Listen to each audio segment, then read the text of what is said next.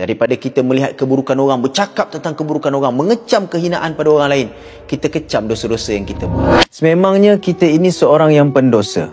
Kita tak boleh lari daripada banyak melakukan dosa dan kesilapan. Sebab itu Allah Subhanahu Wa Taala sukakan kepada manusia yang apabila melakukan dosa dan kesalahan, dia sering mengulang-ulang melakukan taubat dan juga pengampunan kepada Allah. Kita memang tak boleh nak lihat orang lain pun melakukan dosa, melakukan kesilapan, kita lebih baik daripada orang lain. Semua manusia sama. Ada kesilapan, ada baik, ada buruknya. Daripada kita melihat kesilapan, daripada kita melihat keburukan dan kekurangan orang lain, apa kata kita melihat, kita refleksi diri kita, kekurangan diri kita yang patut untuk kita tambah baik. Sebab itu, daripada kita melihat keburukan orang, bercakap tentang keburukan orang, mengecam kehinaan pada orang lain, kita kecam dosa-dosa yang kita buat. Kita taubat kepada Allah. Kita ucap astagfirullah. Kita basahkan bibir kita dengan, ya Allah, ampunkan aku, ampunkan aku, ampunkan aku.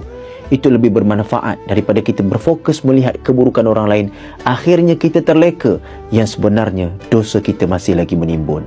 Kita berharap agar Allah ampunkan dosa kita, menerima kita masuk ke dalam syurga-Nya, insya-Allah.